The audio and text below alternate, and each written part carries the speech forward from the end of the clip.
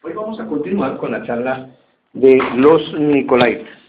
Ya hemos visto de Balaam. La charla de los Nicolaitas va a ser un poco más corta, porque yo creo que a estas alturas de la vida nosotros ya hemos entendido qué son los Nicolaitas, ¿cierto?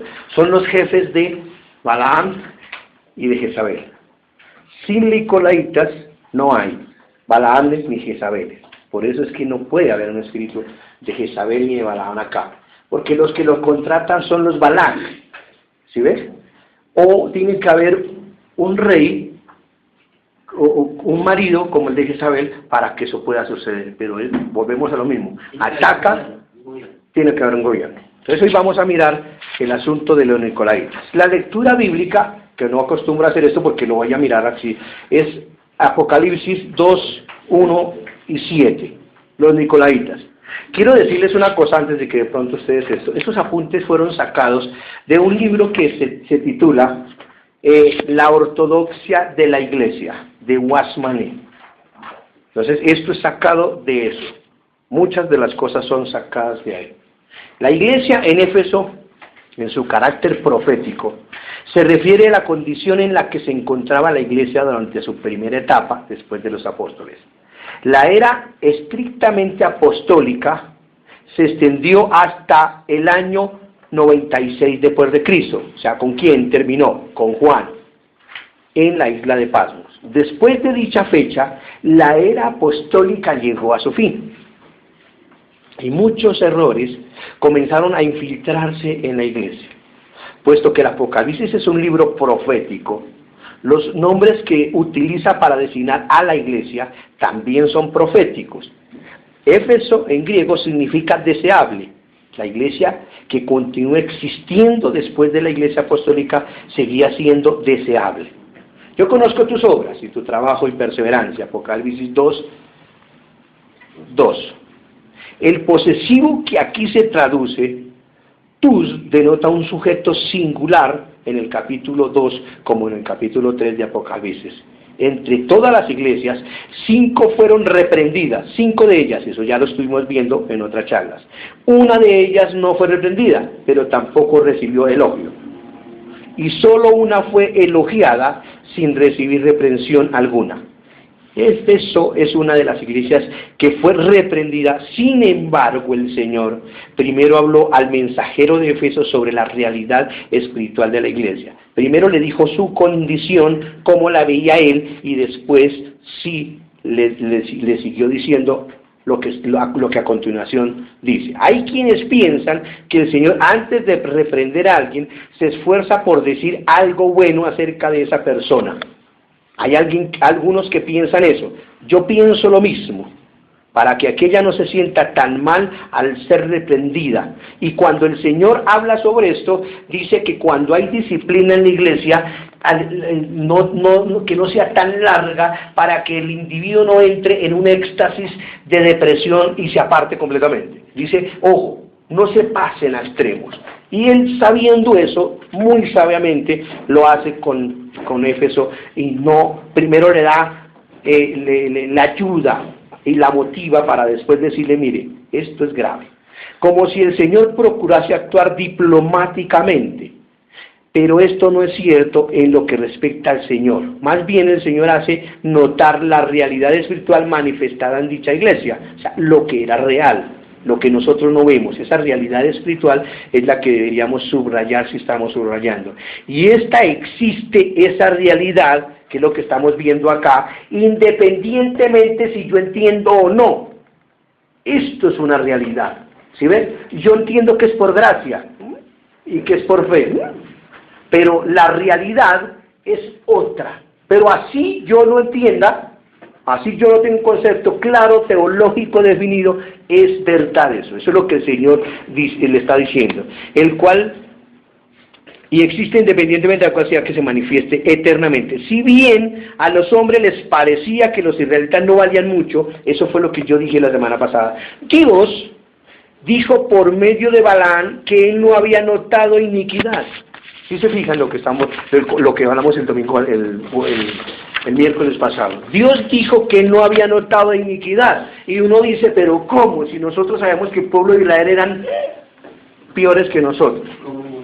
¿cierto? O como nosotros, o mejores porque nosotros creo que somos peores en un sentido. No es que Dios no vea, ojo, más bien Él ve, pero no encuentra nada errado. ¿Por qué yo les hago toda esta introducción? ¿Por qué? Ahora lo vamos a ver por qué. ¿Por qué le pregunté a Miguelito lo que le pregunté al principio? ¿Por qué? No es que los ojos de Dios puedan ver mejor que los nuestros, sino que Dios ve la realidad espiritual. Es fácil darse cuenta de que la iglesia en nuestros días se encuentra en una condición de absoluta desolación. Es fácil. A veces tal vez nos parezca que cierto hermano o cierta hermana simplemente se encuentra en una situación lamentable. Eso ya no tiene remedio. ¿Quién va a creer a ese hermano? Pero si los hijos de Dios son iluminados por el Señor, ellos verán que todas sus flaquezas y fracasos son mentiras. Ojo lo que estoy diciendo. Si nosotros viéramos lo que el apóstol Pablo oró en el capítulo 2 de Efesios, en la primera parte del capítulo 1 de Efesios, para que Dios abriera nuestros ojos espirituales, para que viéramos la realidad de las riquezas, de su gloria, de su gracia, de su amor, sería espectacular, porque es una realidad. Si nosotros somos iluminados, ellos, cuando somos iluminados, verán que todas sus flaquezas y fracasos son mentiras. Es decir, si la realidad espiritual es verdad, entonces esas flaquezas y fracasos son mentiras. Fíjese, por ejemplo, en aquel niño, que fue el que les dije a ustedes, pero ahora escrito, aunque él está sucio al entrar a su casa, a ver, fíjese, por ejemplo, que en aquel niño que sale corriendo a la calle y regresa cubierto de lodo, porque fue y se embarró y se metió en un problema. Aunque él está sucio al entrar a su casa, yo les digo que él es un niño limpio y hermoso. Si bien es cierto que su cuerpo está cubierto de lodo, este lodo no forma parte de su persona, ni de su carácter. Una vez que el niño se lave, él estará limpio nuevamente. Así pues, todo hijo de Dios tiene que comprender que incluso antes de ser lavado, él es bueno. ¿Qué les decía yo a ustedes? ¿Qué les dije? Yo no soy más bueno, ni más malo, el primer día que me convierta al último día. Eso es una mentira aquí en nosotros. Yo soy igual de santo hoy, mañana y pasado mañana. Porque ya vimos que la madurez está aquí, ¿cierto? No está en lo que yo hago. Cuando yo comienzo a crecer, comienzo a hablar, comienzo a decir, comienzo a madurar. Pero está aquí mi madurez, ¿cierto? Él estará limpiamente. Así pues, todos los hijos de Dios tienen que comprender que incluso antes de ser lavado, el niño, él es bueno. La suciedad es una mentira. La realidad es que él es bueno. Actualmente la iglesia no se ve tan gloriosa como Dios dice de ella, actualmente, como Dios dice de ella que es. Pero hoy la iglesia es gloriosa. Lo era allá con los israelitas, ¿cierto? ¿Sí vio? Lo era. ¿Y cuándo es gloriosa? Hoy es gloriosa la iglesia de Dios. Porque si Dios viniera, que ya vimos cómo va a venir, si Dios viniera hoy, Él viene por una iglesia sin mancha, sin arrugas, sin contaminación, por la cual Él murió y su justicia fue manifiesta para que nosotros pudiésemos entrar. Y aquí estamos nosotros. ¿Cuándo? Ya, todo eso es lo que hemos intentado ver. Si ustedes poseen un discernimiento espiritual, aun cuando la iglesia no se haya lavado de sus inmundicias, podrán ver que ella es buena. ¿Por qué? Por este motivo ustedes también podrán agradecer a Dios continuamente por la iglesia. En la actualidad la iglesia es gloriosa y no tiene ni mancha, ni arruga, ni cosa semejante. Efesios 5, 25, 27 lo dice. Que Él mismo se entregó a sí mismo por su iglesia, a fin de presentarse una iglesia pura, sin mancha y sin arruga, como Él quería que fuera la iglesia. Si no tiene mancha, ello significa que en ella no se halló pecado. Y si no tiene arrugas, ello da a entender que no envejeció. Es jovencita, pero tiene 1000 años, 2000, puede tener 3000, sino que siempre mantuvo su novedad, su frescura delante del Señor. Dios afirma que la iglesia en Éfeso es buena. De hecho, es su realidad espiritual la que es buena, no lo que nosotros veamos. Yo puedo ver que ustedes no están creciendo. Yo digo, los hermanos están chiquitos. Yo. ¿Esa es la realidad espiritual? No. Disculpe que digo, cuando yo le mostraba esta charla a Jorge, porque Jorge me preguntó que cómo hacía para lo de las charlas y eso, entonces un día nos estuvimos toda la tarde acá, entonces yo le mostré cómo tengo metidas las charlas y cómo hago yo para cuadrar estas charlas y todo, y entonces leyó esta, y se gozaba de esto, porque nosotros a veces, hasta nosotros mismos nos vemos que ya estamos listos, y hacemos mala cara y decimos, ojo que aquí pueden haber roticos, ojo, acá, pero esos roticos lo da el pecado de terquedad y de otras cositas, que eso es lo que vivimos también con William. El problema de lo que usted dice de que el niño sucio, es porque el Señor no ve al niño sucio, sino lo ve más adelante ya hecho un hombre formado. Lo ve limpio. Lo mismo pasa con la iglesia cuando Miguelito decía que no se refiere a esos israelitas de esa época, sino que ella está viendo la iglesia con futuro. Lo mismo que con nosotros. A nosotros nos veía. En esa época. O Ya. sea, por eso es que dice que fuimos escogidos desde antes de la fundación del mundo. ¿Por qué motivo? Porque ya, yo no veo a Julián cuando Julián se caía y se tropezaba, sino yo ya lo veía ya que un hombre formado con la universidad. Y por eso orábamos por las esposas, por los esposos de nuestras hijas o nuestros hijos. Seguimos. Has aprobado a los que dicen ser apóstoles y no lo son, y los has hallado mentirosos. Apocalipsis 2, más hacia así. El Señor hizo mención de poner a prueba a los apóstoles, lo cual nos muestra que después de la era apostólica, aún había apóstoles en la iglesia. Si solamente hubiera 12, entonces solo cabría preguntarse si la persona que dice ser apóstol era Juan. Si no era Juan, entonces él no sería un apóstol, pues para aquel tiempo los otros 11 apóstoles ya habían fallecido y solamente Juan quedaba vivo. La iglesia bautista dice que ya no hay muchas cosas de estas, apóstoles ni muchas cosas. Nosotros sabemos que los hay, pero no en el contexto que lo dicen los otros que dicen que lo hay, sino nosotros sabemos que el contexto es otro, ¿cierto? El hecho de que fuese necesario poner a prueba a los apóstoles demuestra que seguían habiendo más apóstoles además de los 11. Pero tengo contra ti que has dejado tu primer amor. Versículo 4. En el griego la palabra se traduce primer es proten. Esta palabra no solamente hace referencia a primacía en cuanto al tiempo, sino también en cuanto a la naturaleza misma de dicho amor. En Lucas 15 el padre le dio el mejor vestido al hijo pródigo.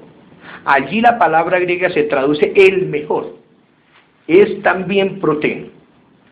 Seguimos, pues si no vendré a ti y quitaré tu candelero de tu lugar si no te has arrepentido, versículo 15. ¿Por qué estoy diciendo todas estas cositas? Son importantes porque varios hermanos dicen, hermano, ¿y la salvación qué? Las iglesias mencionadas en Apocalipsis 2.3 no solamente son iglesias que forman parte de una profecía, no, sino también eran iglesias concretas que existieron en 7 localidades en Asia.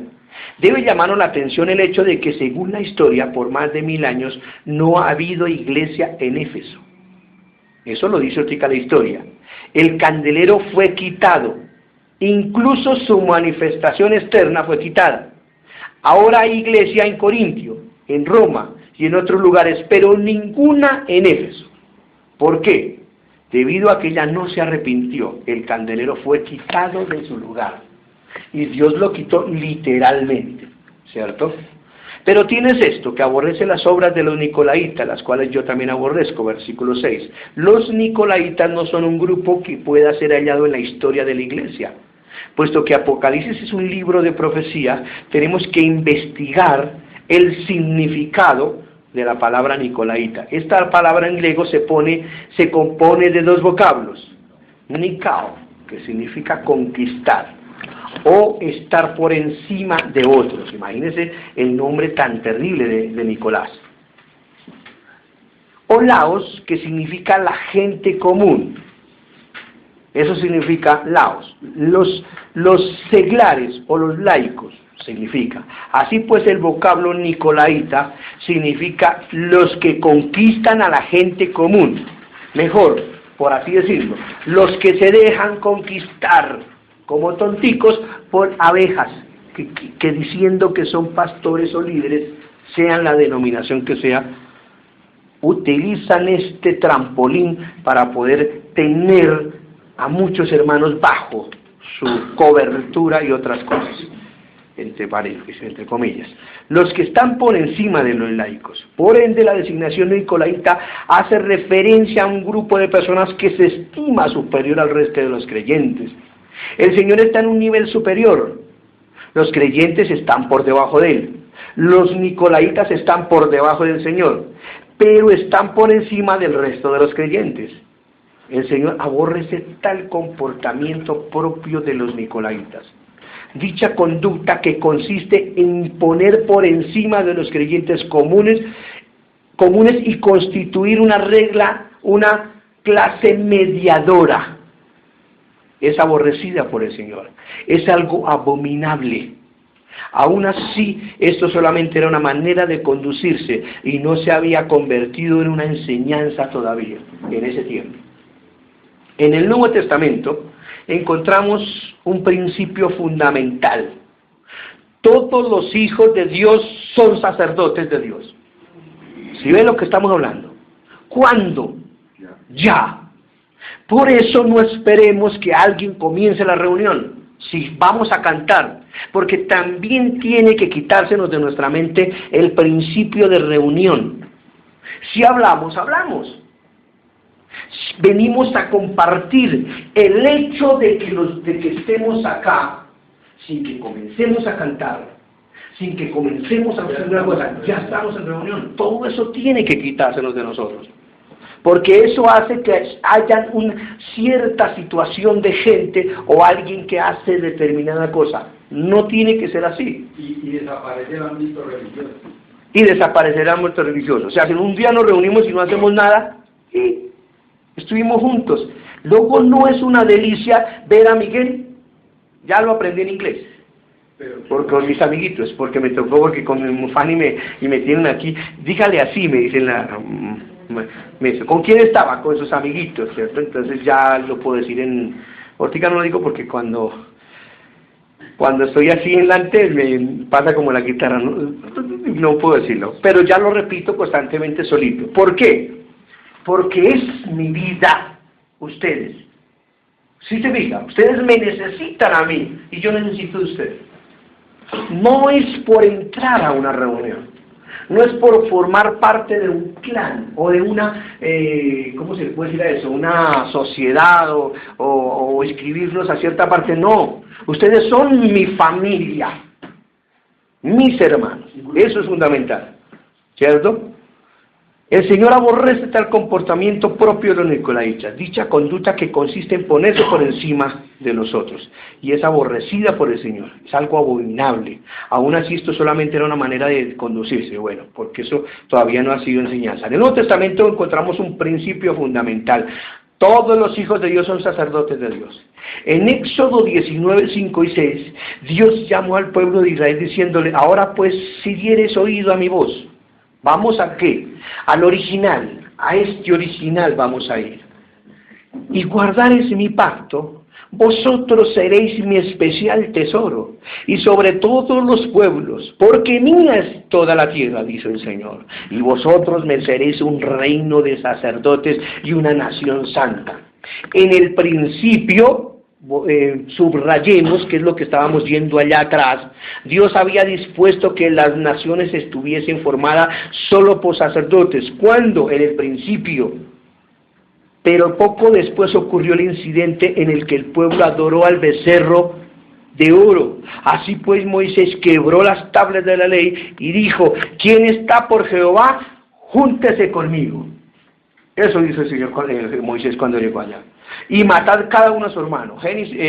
Éxodo 32, 26 y 27. Entonces fueron los levitas que hicieron que se pusieron al lado del Señor. Y como resultado, 3,000 israelitas fueron muertos en aquel día. Versículo 28. Y a partir de entonces, únicamente los levitas podían ejercer el sacerdocio. Por eso yo les dije, hermanos, estudiemos el sacerdocio, porque el sacerdocio tiene cosas tan importantes y tan secretas que uno queda abismado. Antes, Abel hacía sacrificio, Abraham hacía sacrificio, Noé hizo sacrificio, pero después solo la familia de los levitas podía hacer sacrificio. ¿Por qué? Porque ellos se pusieron al lado de Moisés y los demás frito el pollo. Y dice que bueno, ustedes ya saben que una concubina vino y trajo a una por ahí y fue matada también por causa de que el Leví tenía celo de Dios. Eso fue lo que hicieron. Y ahorcaron un poco de gente y eso fue bravo. A partir de entonces únicamente los levitas podían ejercer el sacerdocio. El reino de sacerdotes se redujo a una sola tribu de sacerdotes. El resto del pueblo de Israel no podía ejercer el sacerdocio y dependía de los levitas para que ejercieran el sacerdocio en lugar de ellos e hicieran los sacrificios. La clase sacerdotal en el Antiguo Testamento era una clase mediadora entre Dios y el hombre. Sin embargo, en el Nuevo Testamento Pedro dijo, mas vosotros sois, cuando ya real sacerdocio, son una nación santa, dice el apóstol Pedro, pueblo adquirido para posesión de Dios. Primera de Pedro 2:9. Así pues, todos nosotros, la iglesia en su totalidad, somos sacerdotes. Esto nos lleva de retorno a la condición que operaba en el principio. En Apocalipsis 1:5 y 6 dice, todos aquellos que han sido lavados por la sangre de Cristo han sido constituidos sacerdotes, puesto que los sacerdotes son los que se encargan de los asuntos de Dios.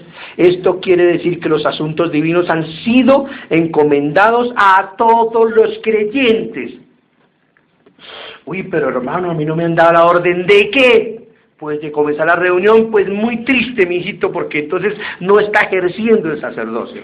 Nosotros ministramos ante su presencia, no ministro yo a ustedes, aunque estoy haciéndolo en este momento, no es la fuente. Con lo mismo que esto, aunque somos salvos por gracia, aunque etcétera se utilizó, pero la fuente fue su justicia. Y por su justicia somos salvos. Por tanto, no debe existir una clase mediadora en la iglesia. La iglesia solo tiene un sumo sacerdote, dice el Señor. El duro, el que por Cristo el que podemos entrar nosotros, y si no, no podíamos hacerlo. Antes de que se produjese un cambio en la iglesia, todos los creyentes estaban a cargo de los asuntos del Señor. El uno hacía una cosa, el otro hacía otra y el otro hacía otra, pero todos participaban. No había gente pasiva como hay en nosotros. Unos vienen a bostezar, otros no. Todos estaban ojo pelado a ver qué había que hacer. Y no me refiero solamente acá. Por ejemplo, nadie le avisó a Naida que el domingo no había reunión. Ay, pero es que el Ramiro sí es mucha concha, ¿cómo no le va a avisar? Toca avisarle a todos. ¿Sí ves? Además no le avisaron, ¿sí ves? Ahí está. Ay, ya también, es mejor dicho, ¿a quién más? ¿Sí ves? ¿Sí ves? Pero porque es que el encargado del hermano Ramiro, ¿no? ¿Cuál era? La iglesia no crece, es que el hermano Ramiro no va a crecer. ¿Quién sabe qué tendrá? No, es que si la iglesia no crece es porque yo no crezco. Y el Espíritu Santo no avisó, ¿cierto? Seguimos. Ahí es donde está la hermandad. Pero después de todos los tiempos, ahí es donde Miguelito es más, pégale ahí. Pero después de los tiempos en que vinieron los primeros apóstoles, esto comenzó a cambiar. Las personas comenzaron a perder interés en servir al Señor. Cuando surgió la Iglesia Católica Romana en los tiempos de Pérgamo, eran muy pocos los que verdaderamente eran salvos, poquiticos, pero eran muchos los que se habían bautizado, lo mismo que ocurre por nuestro alrededor. Por ende, los incrédulos comenzaron a invadir la iglesia. Entonces surgió el clero. Puesto que en la iglesia había muchos miembros que no eran personas espirituales, ¿qué podían hacer? ¿Qué podían hacer? Pedirle a esos miembros que dejaran los libros de contabilidad para dedicarse a estudiar la Biblia y a predicar. No habría sido lo más conveniente. Así que se buscó un grupo de personas que se hiciera cargo de los asuntos espirituales, mientras los que más podían dedicarse al trabajo secular. Por tanto, es así como surgió, en contra del deseo de Dios, el clero. Dios desea que todos los que realizan un trabajo secular también se encarguen de los asuntos espirituales. ¿Sí ve? Aquí pastores aún de quedan asalariados. Ya frito el pollo. Vuelvo y repito. Dios quiere que todos los que realicen trabajo secular, o sea, sean carpinteros, sean mecánicos, latoneros, pintores que trabajan en Cotegral, los ayudantes de los que trabajan en Cotegral, etcétera, todos se hagan cargo de los asuntos espirituales. Ese es el concepto lógico que tenemos que tomar nosotros, una iniciativa que yo tengo que tener. ¿Por qué causa? Porque el hermano Ramiro dijo esta noche que los nicolaitas, no, porque tengo al Espíritu Santo, y Él tiene que llevarme a muchas cosas, y si no, que nos devuelvan el dinero. En la Iglesia Católica Romana, la distribución del pan, la imposición de las manos, etcétera, son llevados a cabo por los sacerdotes católicos. Incluso las bodas y los funerales tienen que ser realizados por el clero. En la iglesia protestante hay pastores. Si uno está enfermo, llama a su médico para un litigio, y para un litigio llama a su abogado, y para asuntos espirituales, pues llama a su pastor. ¿Y qué acerca de nosotros, los creyentes en general? ¿Qué? ¿Podemos dedicarnos a las labores seculares sin que nada nos distraiga? Sin embargo, recordemos que en el taoísmo los sacerdotes cantan las liturgias para el pueblo, y en el judaísmo los sacerdotes administran los asuntos divinos en beneficio de los hombres. Pero en la iglesia no debe existir una clase mediadora, pues todos somos sacerdotes. Esa es la repetición de la repetidera, y dele que dele, y nunca me cansaré de decirles todo esto hasta que arranquemos un día como sacerdotes. Y si no, estamos fritos. Se acabará todo este asunto.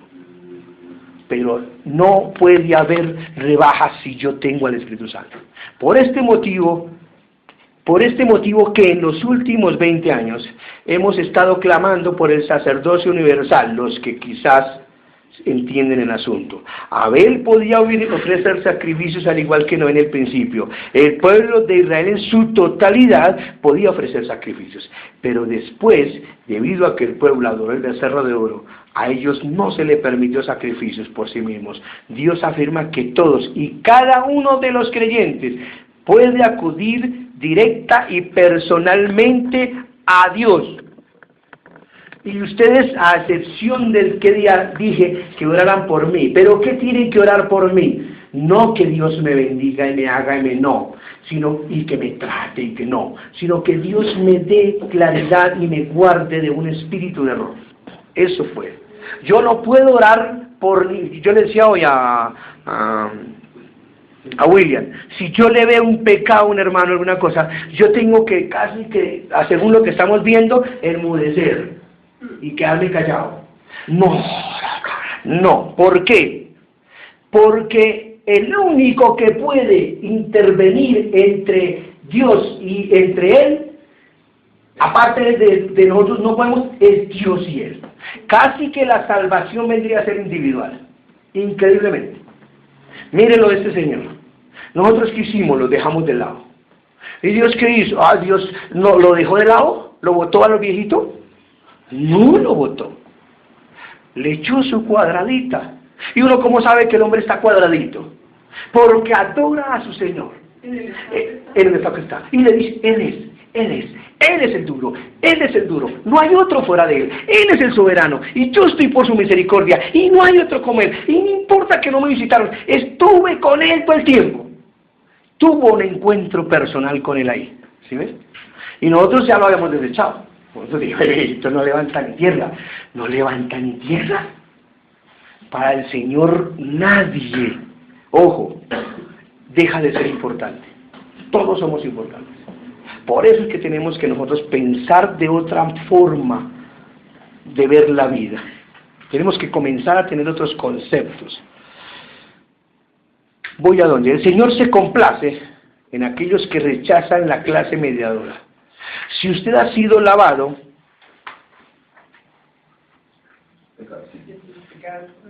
con la sangre de Cristo, si usted ha sido lavado, los asuntos espirituales le incumben directamente a usted. La iglesia no puede adoptar un cimiento diferente, no va a haber rebajas acá. Por eso yo le decía a Miguelito, ¿qué día? Le dije, Miguelito, cuando ustedes me hablan o alguien me habla de que va a montar un grupo, no, no y no, lo acepto, aunque no le diga nada, pero en el fondo siento algo que me brinca acá. Porque si Miguelito se va para Mosquera, Miguelito lo que va a hacer es allá es tener más familia como nosotros, con el mismo concepto. Y lo que va a hacer el Miguelito es darme nietos a mí, donde yo pueda ir visitarlo y donde Miguelito no puede salirse del contexto de su papá. Pablo lo hizo con Timoteo. Ay, pero es que hermano, no señor, ese es el concepto. Lo que tú tienes que decir es esto, esto y esto tienes que hacer. Listo, papá. ¿Y qué dice él? ¿Qué dice el apóstol? El apóstol Pablo le dice a Timoteo, le dice, cuando yo impuse las manos y tú recibiste el don, sostente ahí y que nadie tenga un poco tu juventud. Eso es lo que le dice. Porque tú no recibiste eso de hombre, lo recibiste por imposición de las manos. Fue enviado. ¿Sí ves?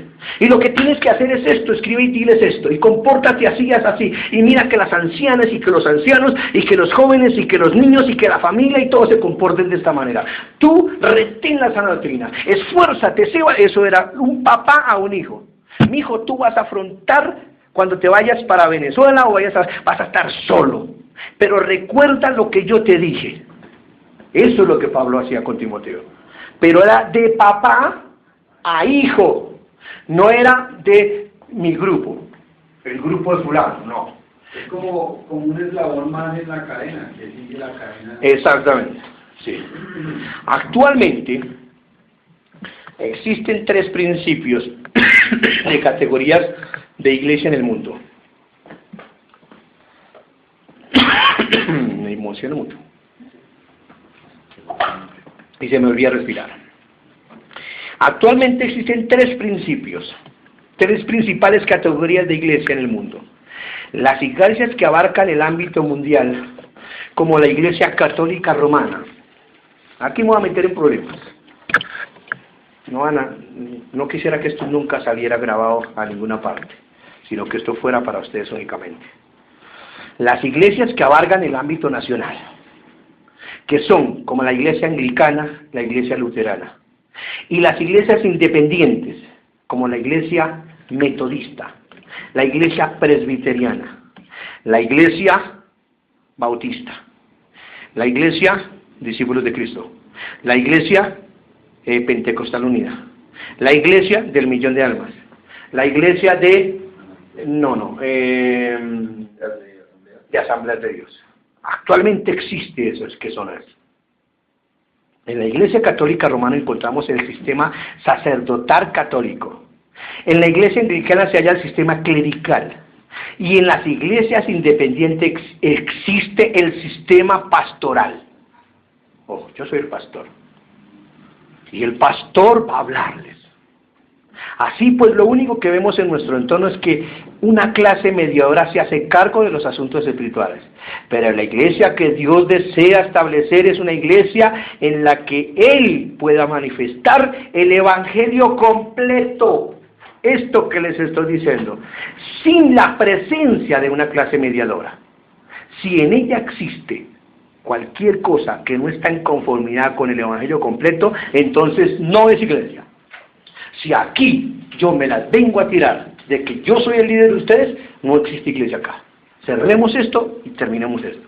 El rey, el soberano, el que manda es Cristo. Y hablamos de Él y lo adoramos a Él. Y los domingos nos reunimos en torno a Él, a su nombre. Y si no, no sirve para nada el asunto.